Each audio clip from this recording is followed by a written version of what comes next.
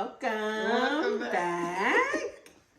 Oh, gee. Happy New Year again. I am so sorry.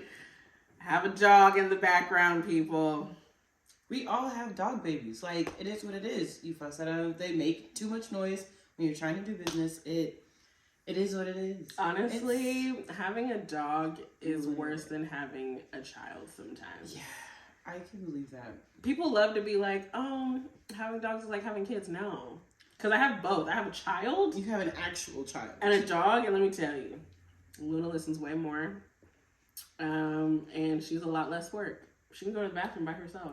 Well, I think the beauty about like a human child is that like at a certain age they grow old enough, smart enough to be able to do this. Self-sufficient. They become self-sufficient. Dogs are never Dogs stay at pre-K level for the rest of their lives. Like, they'll be 85 and Otis is 10, so he's like 100 and them dog old years. Bitter niggas. And they are the worst cranky. But yeah, so hopefully it sounds like it's subsided. Great. But anyway, how are you, bestie? I mean, I know we just chatted, but you know, what's going on? What are your plans for this week? For this week, I'm going to try to stay out of trouble. Because we're starting the week off fresh. You know, it's 2024. Oh my God, that's insane when you really think about it. It is really wild. The last time we were hanging around in 2023 would not have even thought to make it to 2024, honestly. And then to get there.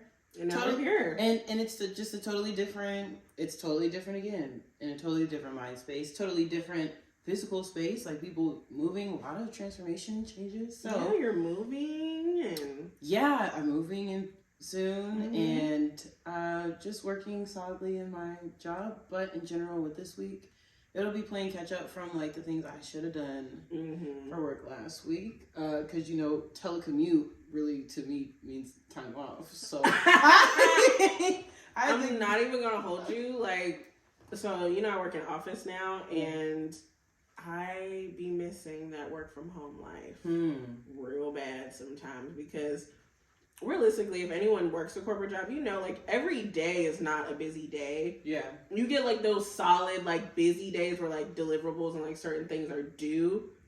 But most of the time, it's just like waiting around on somebody to approve something or somebody like give you direction, you know? And that's at least like 3-4 days out of the 5-day work week. So, right, because their urgency is not your urgency. So it's not. Like, okay, well, whenever you decide to give it to me, then I'll go ahead. Whenever you're ready, I'll get a handle. So sometimes I really be thinking like, damn, my job really could do at least a hybrid schedule. Yeah, but they don't be with that. But yeah, I feel it. Catching up. You know, trying to get back in the swing of things. Yeah, trying to create a new group since I also quit that part time. Where if you watched episode 1, you heard me talk about some, you know, raggedy hoes. Yeah. And so now I'm not doing that anymore. We dropped everything in 2023. And you know what? That is the motto. You know, being a black woman, being a Negro, if you will, in 2024, all I really want to do is just be black and prosper. You know, we recently went to the movies and saw The Color Purple. We love movies. And we can chat about that, like give our own little review. Spoiler alert, if you're not into spoilers or whatever, you know, don't like skip past. But the movie, I'll ask you first because I already have my opinion. True. What did you think? On a scale 1 to 10 type, I really enjoyed it. I thought then I would give it an 8.5. I know that's high. It's high, but I'm a music girly. So as soon as they were singing in the first cut, it was a wrap for me. I was like invested. I'm invested. I felt the same way like when I saw Hamilton earlier in the year, like where I'm like, oh, these are my people. These are my people, and that's what it felt like. Like clearly a movie, clearly an adaptation of a play. Or a script, you know, like very theatrical. But I love the music. I did like the casting. I did think again, spoiler, having Sierra be Nettie was a wild choice. But I feel like it was still kind of accurate for the who Hallie's options were, because she was the only one that could have played Nettie. Right. Yeah. You know, like she's the only one that could have sung the way she sang. Anyway, I like the music. I didn't think Fantasia was gonna do as good as she did. Not gonna hold you. True. I haven't even seen a lot or listened to a lot of Fantasia, but I did watch some of her little biography.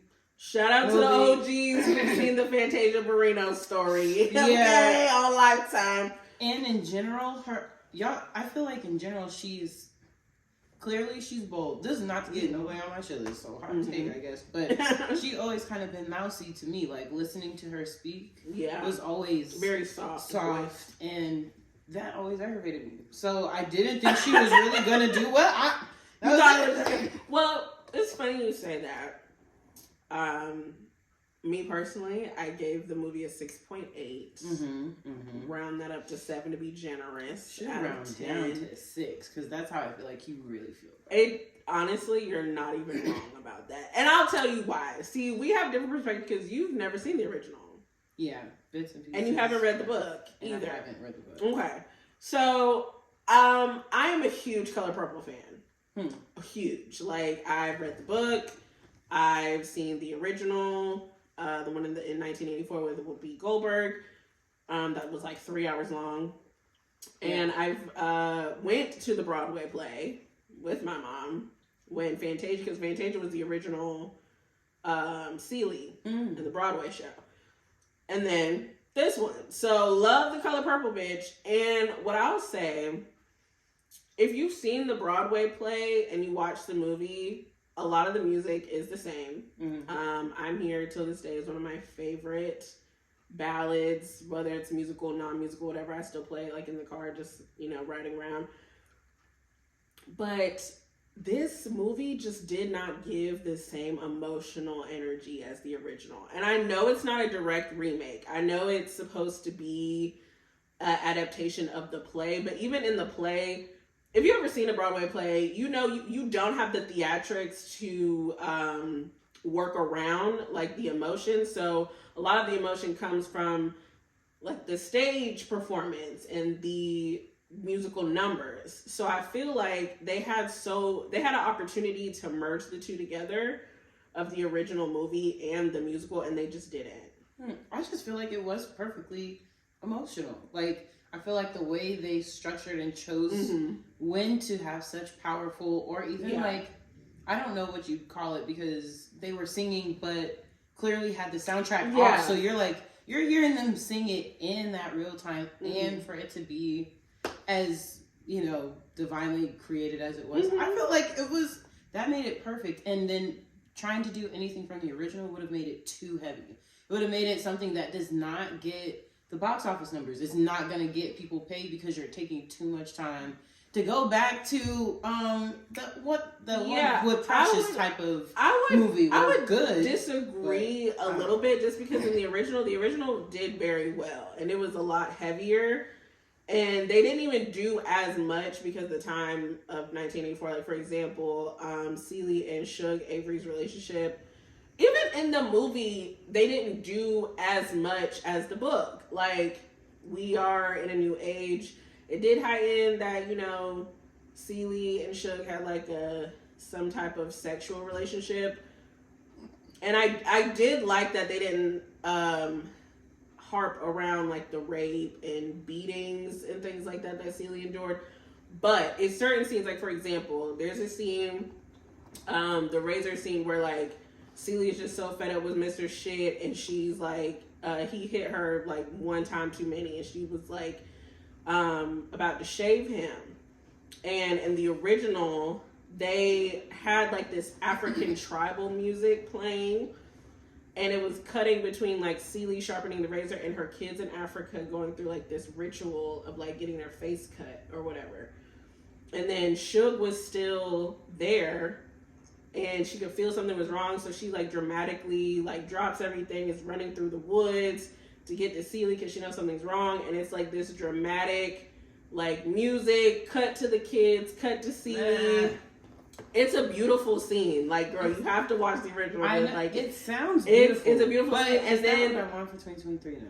And in the midst of her about to like cut him, Suge comes and like grabs her hand, and it's a beautiful scene. Or even the scene where the dinner table scene, I hated it in this movie. I'm not even gonna hold you. You said that, and I hated it. I hated it. In the original, if you watch the original dinner table scene, where it's Sophia first coming home, even her scenes, I was just like, I don't feel like they did her justice. I feel like Oprah's portrayal of Sophia was better in the original, because in the dinner table scene in the new one, they don't go through the speech of, I don't know, Fantasia just didn't give me enough. Like in the original, it was like, she was still very mousy, and it's like that was the scene where, because even in the original, Celia doesn't talk very much, just like in this one, but it was that scene where she's like, I didn't ask you for anything. I've never asked you for anything. Like, she just gives this beautiful monologue about how, like, I've raised your raggedy ass kids for you. Like, everything. They didn't include any of that in this one. It was just on some, I'm leaving. And it's like, okay, bitch, this is your time to shine. This is your time to tell this nigga, fuck you, bitch. You raggedy hoe. You been doing me wrong and hitting me and shit. Like, I don't know. You're right. Granted, like, she could have caused a little bit more of a ruckus. However, I feel like for what they had done throughout if you're looking at it from a just movie perspective, then they did it in a way that was as well done as it could have been done. If you're talking, like you said, going back to the originals and trying to compare, and if you're wanting to watch something that is an exact adaptation but live, then everything you're saying is true. But however, that's not what we want to see in 24. That's not, they've done it already. We don't want it done to death. And then this was refreshing. It was a little bit lighter even and I will say they did focus a lot more of it on just like kind of women issues. And not necessarily like you said, I raised these children, I was burdened with your life and your evilness. It wasn't focused on that as much as it was like, these are just things for women growing up in this new age not to tolerate. Which also, again, great for this movie, the fact that we were even able to take Luna. And I do appreciate that, right? Because, you know, Luna's only 6 and she was able to watch and enjoy the movie. I would never let her watch the original. Exactly. You know what I mean? Because it definitely is a lot heavier.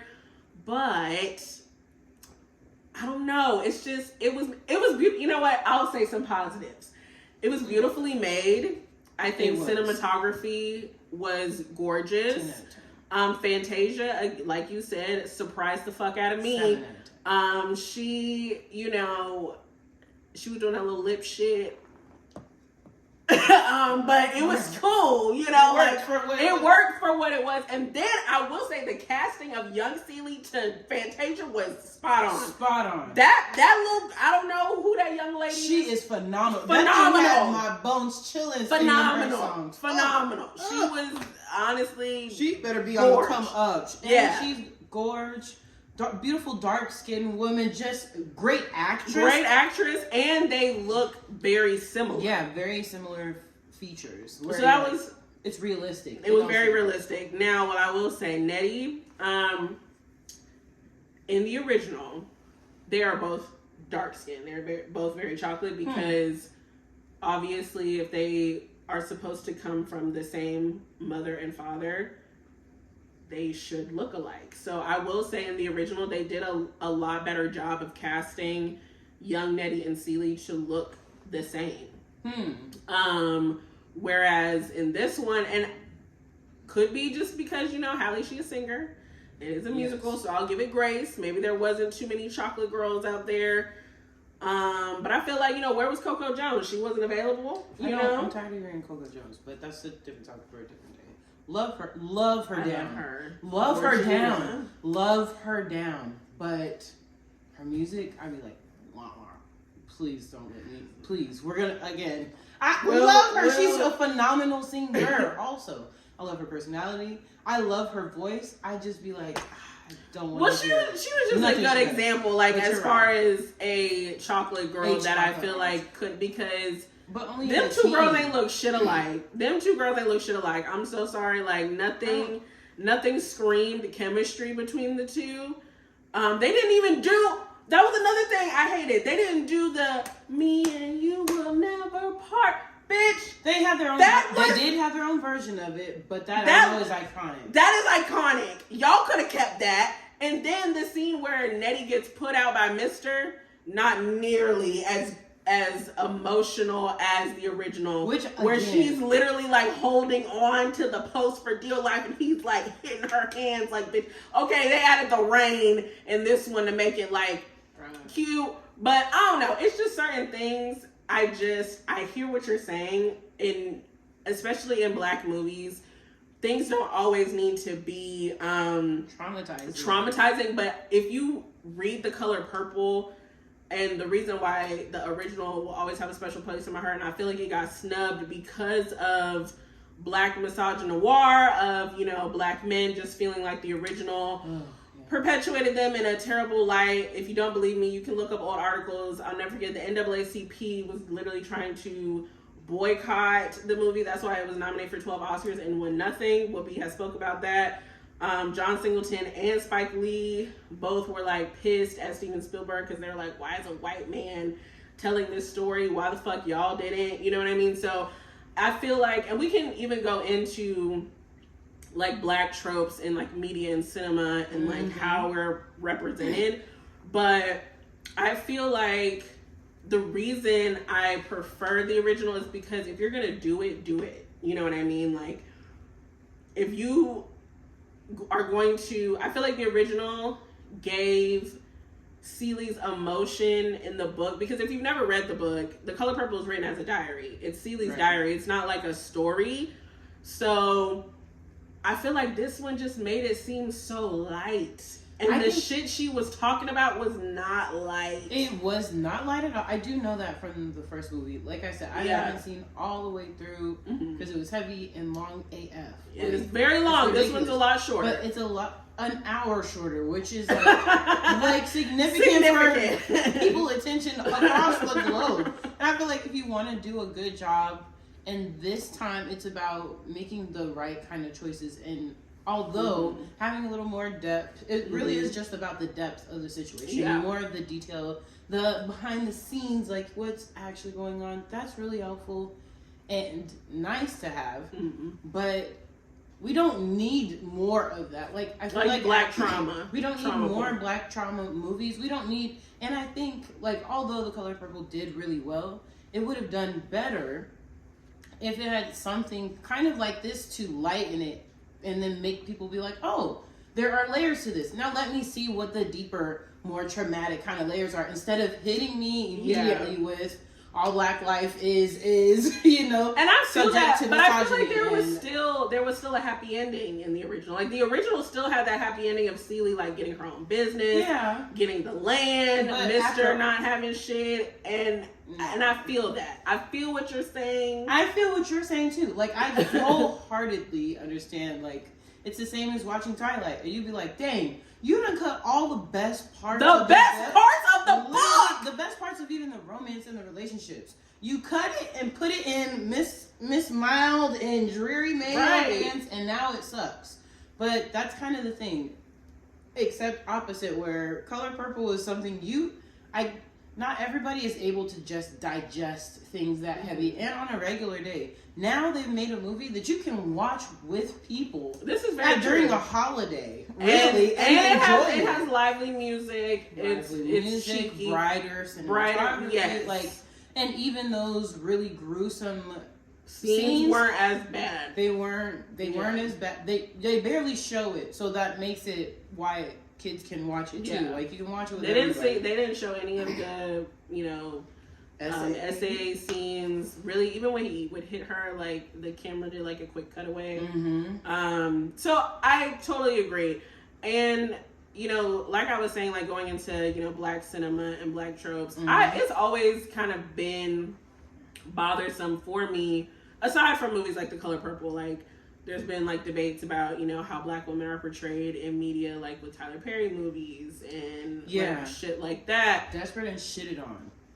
That's the trope. That's the trope. That's what it is. Oh, we're desperate for love. We're desperate for money. Desperate for attention. Desperate for control. And then we're still shitted on. Like, and the only way we can get a happy ending is if we settle for less. Right. We have to only fall in love. It can't just be, I worked hard, I did this shit, and I'm gonna be successful. I have to get beat on. Right. I have to get basically my heart and my mind and my spirit torn out, crushed to powder, snorted up a nigga's ass, and then maybe he'll shit me out some more. Like, it's terrible. And you know what's funny? Diary of a Mad Black Woman by Tyler Perry used to be one of my favorite movies to watch with my mom. Like growing up, like I could quote it front to back. And then as I got older and I would watch that one, Family Reunion, like all of his earlier works, I was just like, damn, why is it like, for example, in Diary of a Mad Black Woman, she had everything already. Right. Charles was a lawyer, was wealthy, very smart, big house. Handsome enough, you know. Mm-hmm. And it's like, oh, he is cheating on you and a terrible husband and you got to get the fuck out. And, oh, by the way, I signed a prenup, even though he didn't have shit. When I signed the prenup, dumb as fuck. Like, that made no sense in the plot line. Why would you sign a prenup because he just knew he would be successful. Oh, so he knew he was going to leave your ass. Right. Once he got successful. So then, she down and out, no fucking money. Then the nigga who, the moving truck driver who treated her like shit the first time when he came to pick her up, now all of a sudden you fucking with me and you wanna do me right and da-da-da. And then, now when I want to get revenge on the fuck nigga that did me wrong, oh, you gotta pray about it. You gotta give it up to God. That bitch better be glad I didn't let him drown in his bubbles. Honestly, he should have right then and there. Or with that salad sitting in front of you gonna be slobbered over that plate. Buddy, because... Are you hungry? Mm-hmm. Why don't you go into the kitchen and make yourself something to eat then? Mm-hmm. That was my favorite part of the movie. And everybody was like, oh...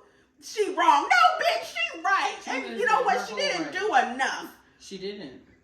She had Shamar Moore with them back braids coming to save the rest, talking about, you know, I don't got a lot of money and all this other shit. Oh my God, you couldn't find her another lawyer to fall in love with? All of his movies are like that. Family Reunion. True. The bitch fall in love with the bus driver. And even in Daddy's Girl, the girl fall in love with the nigga that ain't got a job, and you trying to help this nigga get his kids back. But he has all the love. Nigga named Monty. Okay, he ain't have no fucking money. He was a bum. He was a brokey. They're always broke. Like, why is the trope that black women can only get and keep either an unstable ass nigga or a broke one? We talked about this before. That's crazy. And the fact that Tyler Perry and all of these other it's the black experience. Mm-hmm. It can't be the only black experience. It can't be. And also, I think what also pisses me off is growing up, you know, the type of people I grew up around the Caucasoids. And so some of my favorite movies are not black cinema, like Superbad, Mean Girls, National Sugar, like Superbad, Napoleon Dynamite, Juno. Those are good-hearted movies. Have you ever seen Juno? I've seen some of Juno. The reason, but basically what I'm getting at is I feel like with white films or films that have predominantly white people in it, the plot is just fun. Or it's just like, this is the plot. Yeah, this is the movie. This is it. Like, it's not supposed to have so much depth and meaning. This is the story that I chose to tell. Right. And these are the people that I chose, and that's it. And I like that also. Beginning, middle, end. You know, very lighthearted. They have a lot of lighthearted, cheeky, fun movies. I feel like with black movies, all of our shit has to be dramatic. Yeah. All of our shit has to be based on a true story. All of our shit has to... You know, a good example of that is Queen and Slim. That was really good. Hated the ending of that movie. I did hate the ending. But which made me end up hating the movie in its entirety because the movie itself is fantasy. Yeah. When you really break it down. no way in hell are two black people going to gun down a police officer and make it halfway across the country, let alone down the motherfucking street. Yeah. That is a fantasy. That is a fantasy for black people, right? So, and she was a lawyer. So they were both semi-educated, I think. She was a lawyer and he did something. So they go on this series of events, whatever, fall in love, and in the end, all they had to do was make it to the airplane, go to Cuba like Assata Shakur, and that was that. That should have been the end. They had a nigga rat them out. Like, why? Why? And what? I think the pad was only like $100K. Right. Not enough to really change. I mean, not enough to change a motherfucking life. No, 100K would change my life, but I mean, in the sense of the store, I mean, 100K to give up two strangers I don't know. Two strangers I don't know, and on some, he was a snake. Like, I think he was like, y'all are like heroes and shit. Like, I don't know. Yeah, because they were really fighting against a system that was already trying to take them out in the first. They're literally just running for their lives and trying to survive off that. And he just hated that. And if you've ever seen Thelma and Louise, right? You've not seen Thelma and Louise. Okay, well, I like Thelma and Louise, and I think that was kind of the point of Queen and Slim, was to be like a new age Thelma and Louise. And Thelma and Louise, they also get caught. And it's this grand ending of they're at like the Grand Canyon or some shit. And it's a standoff between them and the police. And it's this beautiful, one of my favorite like cinematic endings. It's like this beautiful ending of where they're in the car together. And they're like, basically, you ready? She was like, I'm going wherever you going. And they gun the car to jump the cliff. And it's like this still shot of the car in midair. Now, obviously, as an audience, you're able to either decipher if they made it or if they died. Now, it's the Grand Canyon, so more likely they died. I think they had like an alternate ending where it showed that the car like plummeted or whatever. And it did terrible in box office, or not in box office, in like testing, like in their A/B testing, and the audience was like, no, I don't want to see them die. And so they changed the ending. Same thing happened with Get Out with Jordan Peele, and he has an alternate ending where the nigga gets arrested and is in prison, and he was like, the audience groaned, like they hated it, because it's like, this man went through all this trial and tribulation, he needs a fucking happy ending. He needs something. And that's why I love Get Out, because it's like he has a happy ending. Yes, the movie is based on race relations for the most part, but it gave him a happy ending. Why can we never get a happy ending? Why does all our shit have to be sad? Or in order to get to the happy ending, we have to like be taught some outlandish lesson. I hate it. I don't understand why it has to be. I've always thought the same thing. Like, why do we have to go? Why can't we just enjoy like all their frivolous fantasy movies? Willy Wonka. Oh, they don't go through nothing. I'm just somebody. Bitch, they have a new movie called The Secret Society of Magical Negroes coming out. Are you fucking kidding me? Why? In 2020, and guess what? The black man falls and is about to fuck up the Secret Society of Magical Negroes to fall in love with a white bitch. You know what? Have we not learned from Jonathan Majors? Have we not learned from all of these people who already endured that? And then on another topic, as we're talking about being a Negro in 2024, this hair conversation about being a black woman, hairstyles, wigs versus weaves versus short versus natural. Girl, you get treated different based on every single hairstyle. And I just feel like, as a Negro in 2024, we just want to talk about it flat out. Like, we've been hiding it. Oh yeah, I'm a black carpet girly, or I do this, I do that. No. Let's talk about how you really get treated 180 degrees different if your hair is bald, cut, short, or if it's in a wig. Or if it's in braid, like in the men that you attract, both on the Caucasian and on the melanated side of you are going to get completely different treatment. For sure. Because you had even made some Instagram lashes stories about like... Let me tell you, when my hair... So, I don't do wigs like that anymore. I'll still probably throw on a wig like if I just don't have time. But I still get traditional sew-ins or quick weaves. I like my shit to have a more, I guess, natural look, whatever. But I am also natural. I do not have a perm. I do not do creamy crack anymore. So when my shit start getting old, it start getting fuzzy. And it was raining really terrible like a couple weeks ago. And so my leave out, even though it was straightened, it got real puffy. Bitch, when I tell you, I had that sew in for at least 3 weeks. And when it was like clean, fresh, and pressed, nobody said anything. Right. Mind you, I work amongst a lot of Caucasian people. All of a sudden, now the Caucasian men at my job want to come to my cubicle and talk to me and flirt and say, do you see my head right now? Right. I look crazy. I look crazy. But that is the trope that white men, Caucasian men in general, they like a bitch with raggedy weaves. And it's been tested on TikTok and social media. Girls be like, I'm going on a first date. My braids be open, because that's how I know I need my braids done. Is every time it starts getting fun to the point where I can pull it out and I can scratch up under the braid, I already know it's old. And that's when everybody be like, wow, your hair looks so great. All right, Susan. Right. Let me go ahead and book my appointment. Let me book my appointment, because when it was fresh, you ain't say nothing, but now it looks raggedy. Now it's, and I don't know what, I don't know. Somebody needs to do some further research on that. But I will say, even within our own community, like this whole debate about whether or not you need to wear your hair a certain type of way, you know, like if you're on vacation, should you wear braids? Are those acceptable? Bitch, I'm gonna wear braids whenever. First of all, I wear them 24/8.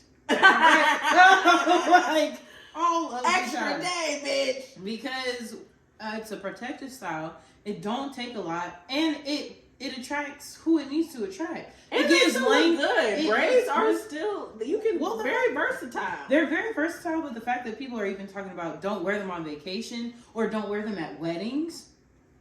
What I'm gonna do? Y'all think I'm just gonna straighten my hair and throw it into a bun that's gonna fizz up in 2 hours? When I'm looking at my man for the rest of my life? Absolutely not. And then not only that, like if you're going on vacation, like if I'm going to the Bahamas, bitch, I'm not rocking a bust down. 30. You can't. Like, do you want to have fun or do you want to look cute? And oh, by the way, if you have braids, you can do both. That's the whole point. Exactly. I don't have to spend an extra 30 minutes to an hour straightening, curling, primping. Sure. No. Wake up, wash your go, have a little bandana on, and then get that thing crispy to go. Mm-hmm. We have brunch. We have obligations. We have pool time. Probably a scuba. Come on, like we're not going to be trying to think about our hair and how crazy we look. But in addition to just like, oh, should you be able to wear braids or a bust down? Mm-hmm. Even amongst our own parents, especially because their generation wasn't allowed to even do the natural. So the idea of wearing a fro out that has not been styled or done anything to, it's not professional. Even hairstyles also change my level of patience too, because like if I'm dealing with a nigga where his hair look like Coil Ray, fucked up, or Coil Ray, or they ain't doing nothing, I'm ready to box you. Like you're clearly not listening, paying attention, whatever. It made me want to fight. Now a nigga with a fade, I'm so sorry. Like I'm gonna pay a little bit more attention. Right. But I also feel that's the same way with women with their hair. It's like, okay, if I have the wigs, the braids, the bust down, I'm approached by a whole different kind of man in general. I get different kind of attention, and it's always by the Caucasians where, okay, well, it's run its course. Right. It's run down. Now I like you. And again, back to those tropes where why we got to be run down for you to even acknowledge that we were already here. We're already successful. We were already doing these things. Yeah. But like you were saying, just with the whole like generational thing, like our parents and stuff. Growing up, like my mom, she didn't even let me get braids at all. I didn't get my first set of braids until I was 18 and in college. Ooh, I've been crocheting up since 6. Because she swore they were ghetto and she hated them. Like my mom was very much my hair all young pictures of me, my hair is blown out or straightened.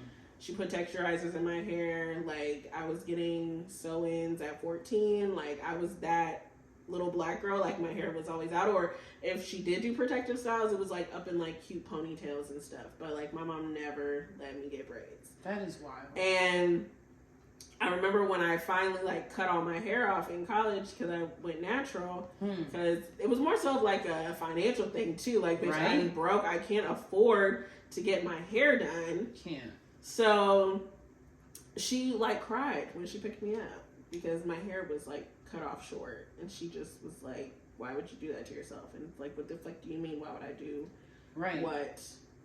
Like, why would I mean, because I wanted. I find my mom used to be in the same situation of like, I like to experiment. You know me, I got a little ADHD. I like be a little bit of everything, do a lot of everything. So I would cut my hair, dye it, do all these straighten, try different style. Like I said, I used to be a lame old weirdo in high school, so I was trying to the point where like I had a mohawk at the mall that looked like Stitch, and I took a picture with me and Stitch having the same hair, like weird. But like my dad was always like, "It's your hair, you do what you want." Like, I mean, I guess that's your only give for your freedom of expression. But I do think, like, my mom always, anytime I cut it, being like, "Oh, are you sure that's what you want to do?" Like, well, now you gotta stop. Now you have to do this and do that. Yeah. I don't wanna. That's why I also cut mine in college. I did a big chop and was a bald bitch for real. And I liked it, but I find that when women end up cutting their hair, it's really in relation to their personal well-being of being like, oh, I want to do something liberating. I want to do something that doesn't require responsibility. Like, I'm trying to be a different version of myself, where we get styled up and we're like, I'm trying to be pretty. Yeah. Like, I'm trying to be a cute bitch. Which like, we talked about before. Cute. Like, I just want to be cute, and there's nothing wrong with that.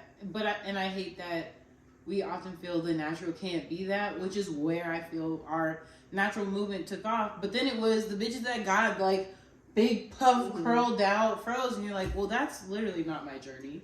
I have shrinkage. I got a teeny weeny afro, and I've been in the game for 3 years now, and it's still teeny and weeny. Like, I'll say this: like, I love my natural hair. Most of the time, it's everybody else telling me like, "Oh, your natural hair is so great." Yes, like, we love natural hair. I don't know why you don't wear it. Blah blah. Like, every time I get my hair done, my stylist is like, "If you cut your hair, like, I will cut you." Like, all this other stuff. And I think as Black people, our community, our hair is such a spiritual thing. And I think that's why, because at least like on my mom's tip, like culturally, like she would always be like, your crown is your glory. Like your hair, it's like spiritual. Like you have to make sure you have people with growing hands do your hair. Like you can't just let anybody in your hair, because then you'll just let all types of spirits in your hair. Like she just was kind of like that. And so I always took that with me, and I think that's why, because I've told you I wanted to cut my hair for a really long time. Yes.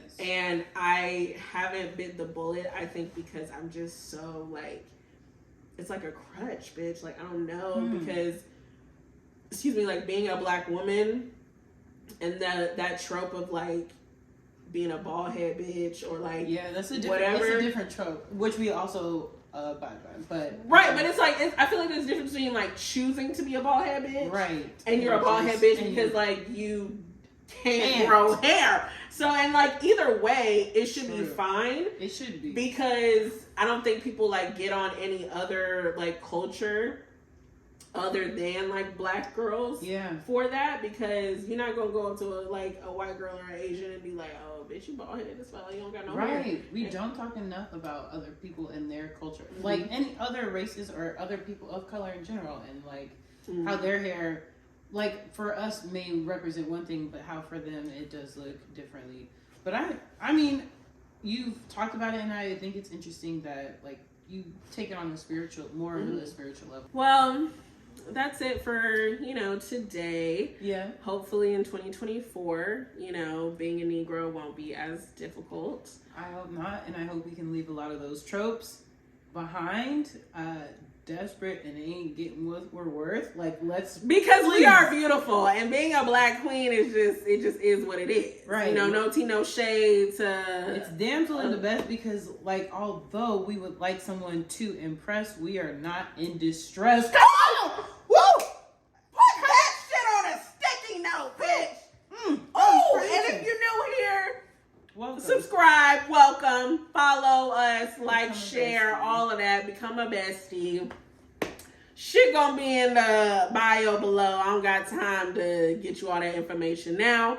But yeah.